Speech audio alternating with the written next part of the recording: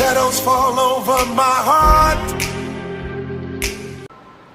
आता है ना क्रॉस मल्टीप्लाई करना, जैसे कि सपोज दैट मैंने ये लिख दिया x upon y equals to 2/7, तो इसकी मल्टीप्लाई इससे और इसकी मल्टीप्लाई इससे करते हो ना, आता है ना, x की मल्टीप्लाई 7 से, y की मल्टीप्लाई 2 से, तो इसी को तो बोलते हैं क्रॉस मल्टीप्लाई। तो ये तो कॉमन है, बट ये एक मेथड है दो वेरिएबल्स फाइंड करने का। तो स्टेप देखना, सबसे पहले स्टेप नंबर 1, राइट और form two equations in the form of ax plus by plus c equals to 0। जो बच्चे सोच रहे होगे ना कि फर्स्ट इक्वेशन तो सर बार बार फर्स्ट स्टेप दोनों में सेम ही लिखवाते थे, बेटा यहाँ पे चेंज कर दिया है मैंने।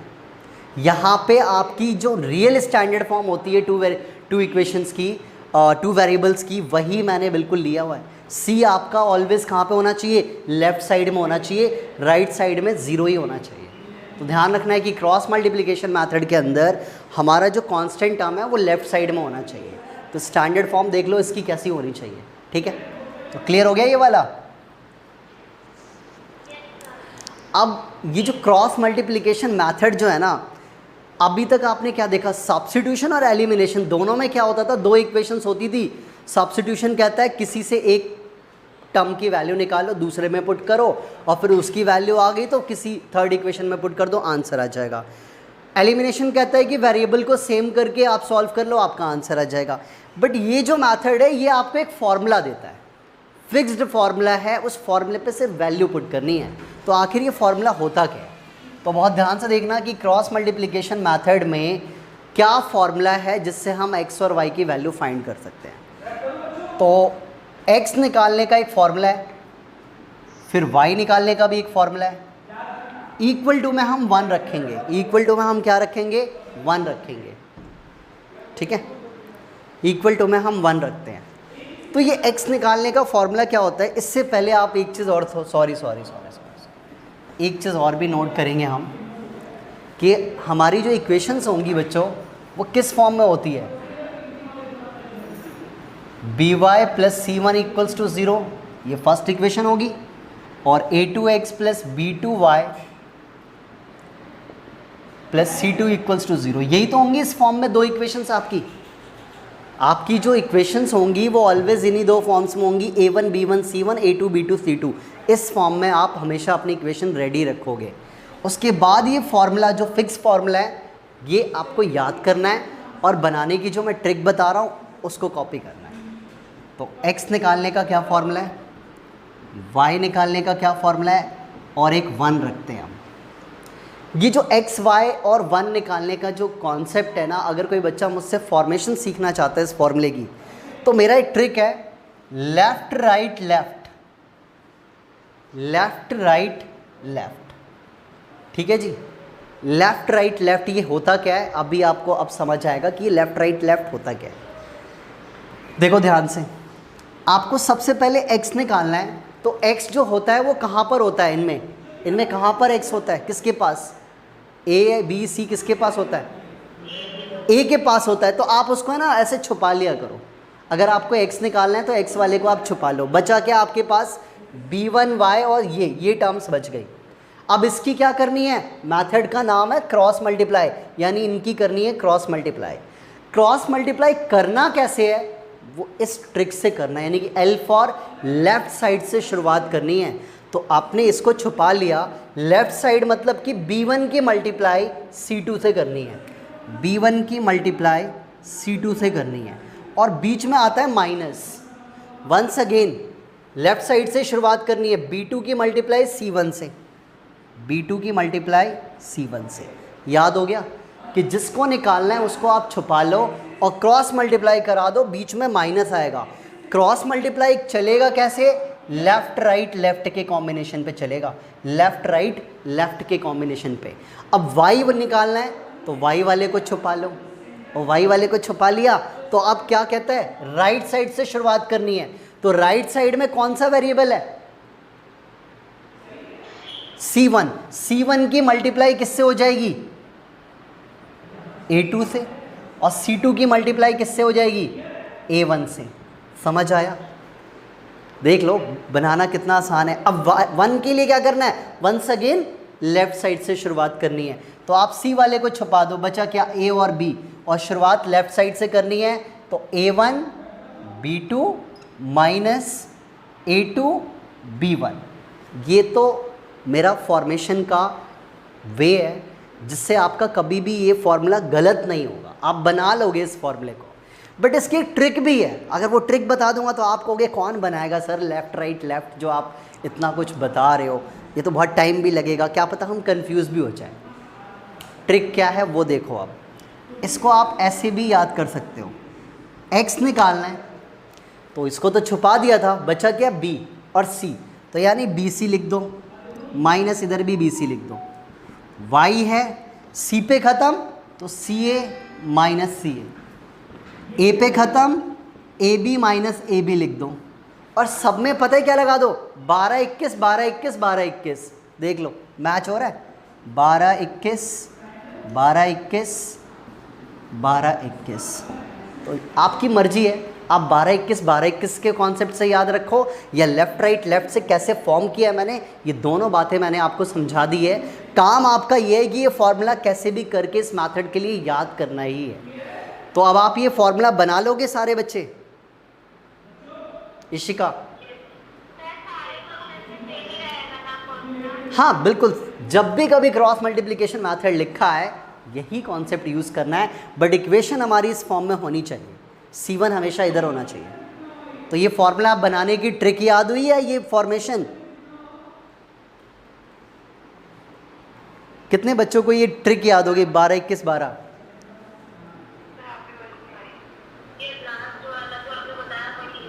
वो इजी था, तरीशा को इजी लग रहा है, ओके यस इजी है ही। x निकालना है यार, b और c बचा तो BC BC इधर लिख दो, a पे c पे ख़त्म CA CA लिख दो, फिर a पे ख़त्म तो AB AB लिख दो, और 12 21 12 21 12 21 लगा दो, बन गया फॉर्मूला। इतनी टेंशन नहीं लेनी है लेफ़्ट राइट लेफ़्ट वाला कॉम्बिनेशन। और हाँ, जब सीखते हैं तो हम यही सिखाते हैं बच्चों को, लेफ़्ट राइट लेफ़्ट से ही ये कॉन्सेप्ट से फॉर्मूला बनता है। द थर्ड स्टेप इज़, अब इसका थर्ड स्टेप क्या है, बात तो एक ही है तो मैं इसको इरेज कर देता हूँ। अब इसका थर्ड स्टेप क्या है, तो आप इनकी वैल्यूज़ को पुट करोगे। थर्ड स्टेप में क्या ध्यान रखना है कि put all the values and simplify each term. हर एक टर्म को आपने सिंप्लीफाई करना है, मतलब यहाँ पे वैल्यूज़ पुट करके मल्टीप्लाई करके माइनस करना आ रहा है, वैल्यू पुट करके मल्टीप्लाई माइनस, पुट करके मल्टीप्लाई माइनस, ये काम तो आप कर लोगे ना, सिंप्लीफाई का हो जाएगा। अब सिंप्लीफाई करने के बाद हर एक टर्म को करना क्या है, लास्ट में इक्वेट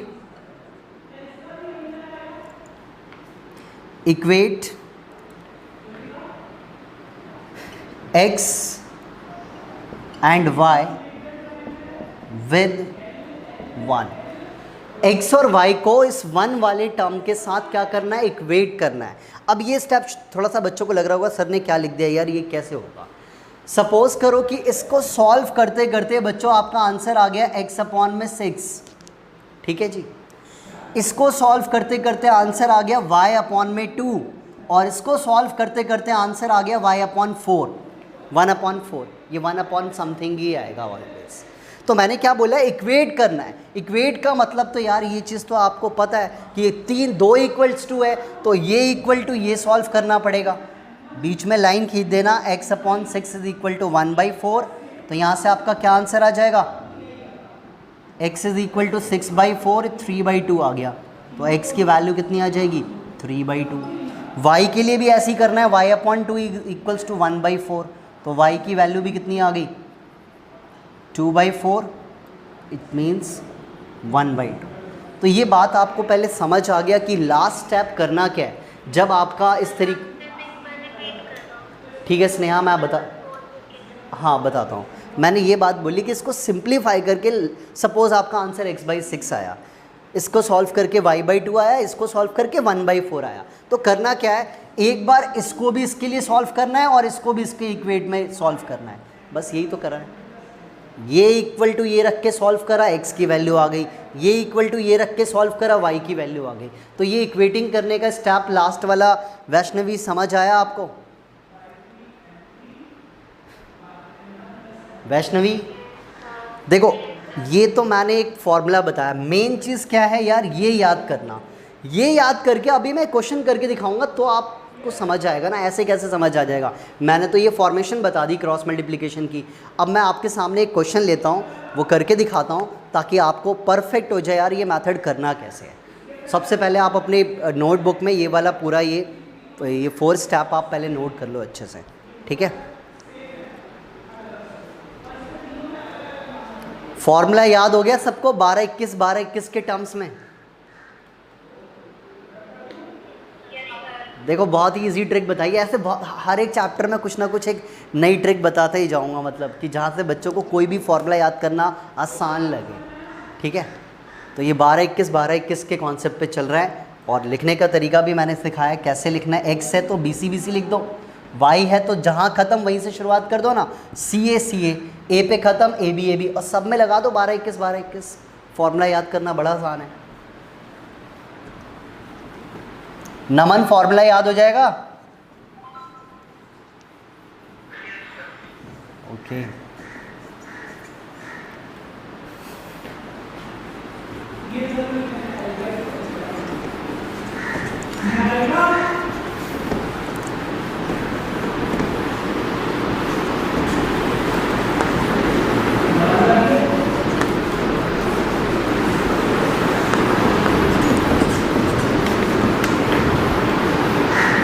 अब एक क्वेश्चन लेते हैं ताकि हमें समझ आ जाए कि यार ये क्वेश्चन करते कैसे हैं, ठीक है।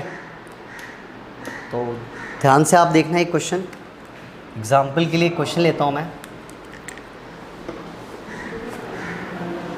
5x + 3y = 35। क्या इसको इक्वेशन नंबर 1 दे दूँ मैं? यस, इसको पहले इधर शिफ्ट कर लेंगे, तो माइनस का 35 = 0, इक्वेशन 1। सेकेंड इक्वेशन है मेरी कि 2x + 4y = 28। तो ये भी सेकेंड इक्वेशन स्टैंडर्ड फॉर्म में नहीं है, तो इसको भी 2x + 4y माइनस का 28 = 0। प्लीज़ अपना कोई ऐसा दिमाग मत चलाना कि सर कॉमन लेके छोटा कर ले, प्लीज़ मत करना ये सब चीज़ें, टाइम वेस्ट होता है। हर बच्चा कॉमन लेने नहीं जाता है, ठीक है, हर बच्चा कॉमन लेने भी नहीं जाता है। मैं 2 कॉमन ले सकता हूँ, कोई दिक्कत नहीं है, ठीक है, वो और ही स्टैंडर्ड हो जाएगी। इतने पे भी छोड़ सकते हैं यार, हम 10th में आ गए, मल्टीप्लाई करना आता है हमें, डिवाइड करना आता है बड़े से बड़े नंबर की। चलिए स्टार्ट करते हैं, इसे कैसे करना है। मैंने क्या बोला, आपने इसके बाद क्या लिखना है, by cross multiplication method. Cross multiplication method, तो मैथड का जब नेम मेंशन हो गया तो फॉर्मूला भी मेंशन करना पड़ेगा, और फॉर्मूला याद करना बहुत अच्छे से सिखाया है। तो नमन, x के नीचे क्या आता है, B1C2 - B2C1, मतलब 12-21 वाला फॉर्मूला। y लिख दो और यहाँ पे CA - CA पहले लिख दो, ठीक है, और उसके बाद फिर 1 के नीचे AB - AB लिख दो, और इसमें भी क्या लगा दो, 12-21। याद हो गया जी। अब इसकी वैल्यूज पुट करनी है।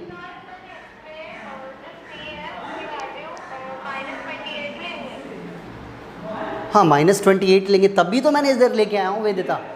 ये C जो है वो हम इधर लेके ही आएंगे, इसीलिए तो मैंने माइनस के लिए रखा है। अब बहुत ध्यान से बताना है मुझे। और B1 की वैल्यू कितनी है यहाँ पर, B1 की वैल्यू क्या है यहाँ पे, 3, और 3 की मल्टीप्लाई करनी है C2 से। C2 की वैल्यू कितनी है, -28। बीच में माइनस है, आप है ना एक ब्रैकेट लगा लेना। जो बच्चा ब्रैकेट नहीं लगाएगा यार वो गलती करेगा, तो प्लीज़ आप ब्रैकेट जरूर लगाना सेकंड के लिए, फर्स्ट वाले के लिए मैटर नहीं करता है। माइनस है तो ब्रैकेट लगा लेना। B2 की वैल्यू कितनी है, और C1 की वैल्यू -35। ये वैल्यूज पुट करना भी अपने आप में बहुत ही इंपॉर्टेंट बात है। बहुत सारे बच्चे तो देख के वैल्यू भी गलत उतारते हैं, कभी कभार साइन ही गलत उतार लेते हैं, तो ऐसी गलतियां मत करना। ये फॉर्मूला है, बस वैल्यू पुट करनी है। C1 की वैल्यू कितनी है, C1 माइनस का 35, A2 की वैल्यू कितनी है, A2 2 है, फिर माइनस ब्रैकेट लगा लो, C2 की वैल्यू कितनी है, माइनस का 28, A1 की वैल्यू कितनी है 5, इक्वल्स टू 1 अपॉन में A1 की वैल्यू 5, B2 की वैल्यू हमारी कितनी है 4, A2 की वैल्यू कितनी है 2 और B1 की वैल्यू कितनी है 3। तो आप ये देख सकते हो कि किस तरीके से मैंने पहले वैल्यूज़ पुट करी है। अब इसको सिंप्लीफाई करेंगे तो x अपॉन में 28 3 क्या होता है, कौन बच्चा बताएगा 28 3 यार इतने बच्चे हैं 28 3 नहीं पता, वेरी गुड, माइनस 84, माइनस का 84 आ जाएगा, ठीक है, माइनस भी तो है। अब ये एक चीज़ देखो, यहाँ माइनस ब्रैकेट के अंदर माइनस, तो पहले तो माइनस माइनस प्लस हो जाएगा। 35 4 क्या होता है 140, बिल्कुल सही बताया आदिति 140। y अपॉन में ये तो माइनस है तो माइनस का 70, माइनस माइनस प्लस 28 5 क्या होता है 140 ही होता है, इक्वल्स टू 5 4 20, इतना तो मुझे आता है, 2 3 6, ठीक है। तो ये मैंने वैल्यूज़ क्या करी, पुट करके मल्टीप्लाई भी कर लिया। अब इसको सिंप्लीफाई करना है तो यहाँ पे एक बॉक्स बना देता हूँ, स्पेस थोड़ा कम है। x अपॉन में माइनस प्लस माइनस होता है, 140 में से 84 गया तो कौन बच्चा बताएगा 56, बिल्कुल ठीक है। और 140 है और माइनस का 70 है, माइनस प्लस माइनस होता है 70। अब मुझे लगता है बच्चों को करने का तरीका पता लग गया होगा। 1 अपॉन में 20 में से 6 गया 14। तो ये था हमारा क्वेश्चन जिसके अंदर यार हमने क्या करा है, वैल्यूज पुट करके सिंप्लीफाई कर लिया। अब the last step is equate करना है x को भी y को भी। तो यस बिल्कुल सही है, x upon 56 is equal to 1/14 equate कर लो। तो x की वैल्यू 56/14, 14 के टेबल में 4 बार में कैंसिल होता है, x की वैल्यू आ गई 4। और अगर y की वैल्यू निकालें, और क्या वेदिता,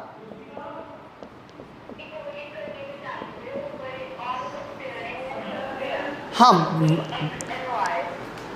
नहीं, ये जैसे मैंने करवाया वैसे करना है, ठीक है, डायरेक्ट नहीं कि आप x को अलग करो y को अलग करो, ठीक है, दोनों को ऐसे सेपरेटली दिखाना पड़ेगा। तो ये मेथड होता है भाई क्रॉस मल्टीप्लिकेशन मेथड। तो क्या समझ आया आपको सभी को?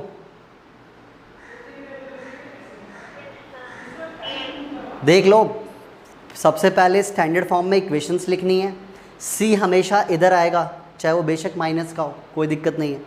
मेथड का नाम मेंशन करा, फॉर्मूला लिखा, वैल्यू पुट करी, मल्टीप्लाई कराया, माइनस प्लस कराया, ये आंसर आया, देन इक्वेट कर दिया। तो इसे बोलते हैं क्रॉस मल्टीप्लिकेशन मेथड। कैसा लगा ये मेथड? क्या एलिमिनेशन से बेटर है ये?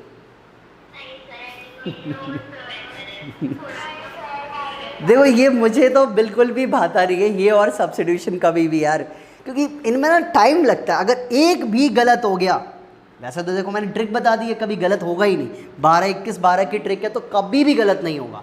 बट अगर एक भी माइनस प्लस का कुछ गलत हो गया ना तो यार पूरा आंसर गलत हो जाएगा। इसलिए बेटर इज़ कि आपसे जब मेंशन ही नहीं होता कि किस मेथड से करना है तो हमारा एलिमिनेशन तो बेस्ट है ही। बट हाँ, जब मेंशन है तो यही मेथड, तो मेथड सारे आने चाहिए आपको। आपको सब्स्टिट्यूशन भी आना चाहिए, आपको क्रॉस मल्टीप्लिकेशन भी, और एलिमिनेशन तो आपको आता ही है। तो बाकी सभी बच्चों को ये क्रॉस मल्टीप्लिकेशन समझ आ गया? एक बार चैट बॉक्स में यस नो लिख दो, मैं इरेज करता हूँ, फिर एक्सरसाइज पे आते हैं। समझ आया कि नहीं आया? आचिंत, आयुष्मान, समझ आया ये मेथड? ओके, याद भी होना चाहिए, बस फॉर्मूला याद होना चाहिए। मुझे लगता है यार ये सारे बच्चे अच्छे हैं, ये चीज़ तो कभी गलत करेंगे ही नहीं। मैं यकीन करता हूँ कि यार ये मल्टीप्लिकेशन गलत नहीं करेंगे, कर लेंगे सारे बच्चे। यस गार्गी, चलिए तो अब आगे बढ़ते हैं यार 3.5 पे, ठीक है? कर लिया नोट इसे?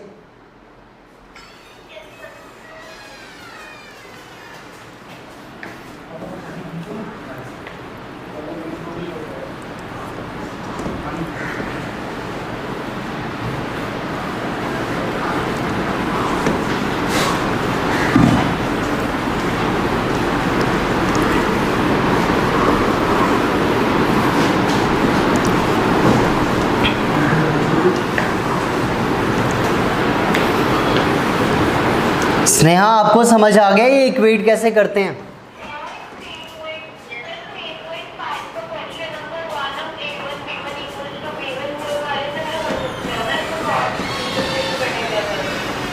बेटा आप ऊपर देखो ना, क्वेश्चन में लिखा है कि क्रॉस मल्टीप्लिकेशन मेथड से ही करना है। जब मेंशन है तो करना ही पड़ेगा ना।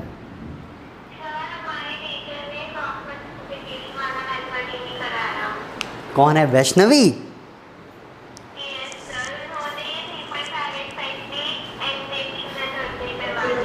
देखो बेटा मैंने क्या बोला है कि मेथड सीखना जरूरी है। जब 10th क्लास आप पढ़ रहे हो तो यार मेथड सारे सीखो, मैं मना थोड़ा ना करूँगा। बट एग्ज़ाम में आपके पास जब मेथड मेंशन नहीं होता तो आप वहाँ पे क्या कर सकते हो, आप वहाँ पे एलिमिनेशन ही यूज़ करना, क्या दिक्कत है? तो कैसे कोई टीचर यार नहीं करवाएगी, ये तो खैर अलग बात है। बट चलो कोई नहीं, अगर आपके यहाँ पे नहीं करवाया तो आप करना, आप करो ज़रूर, ठीक है? आप अपने प्रैक्टिस कॉपी में सारे क्रॉस मल्टीप्लिकेशन से करो ताकि मेथड आना चाहिए हमें, ठीक है? लास्ट से 2 साल पहले डिलीटेड था ये टॉपिक, बट यार इस साल अभी तक कुछ भी डिलीटेड नहीं है, तो ये करना ही करना है हमें, ठीक है? Question number 1, which of the following pairs of linear equation has a unique solution, no solution or infinite many solution? In case there is a unique solution, find it by using cross multiplication method.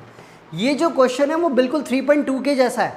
3.2 में भी तो हमने सीखा है ना कि कौन सी 2 equations को हम यूनिक बोलेंगे, कोइंसिडेंट बोलेंगे और साथ में हम नो सॉल्यूशन या इनफाइनाइट सॉल्यूशन बोलेंगे। तो आपको वही कंपेयरिंग द रेशियो याद रखनी है, कंपेयरिंग द रेशियो याद रखनी है। तो किसको पता है कि यूनिक सॉल्यूशन की क्या रेशियो होती है?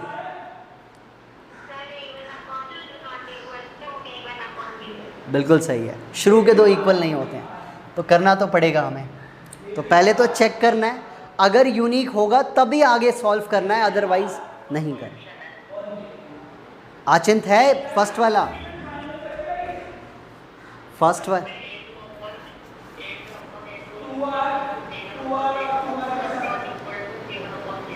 तो इसका मतलब तो नो सॉल्यूशन है फर्स्ट वाला। फिर सॉल्व करते हैं, मैं तो करके दिखा देता हूँ। ये फर्स्ट इक्वेशन है, जो बच्चे बिल्कुल न्यू हैं, कभी उन्होंने अगर ये फर्स्ट क्लास ले रहे हैं तो ये 3.2 में भी सेम यही वाली वर्किंग मैंने करवाई हुई है, वो देख सकते हैं।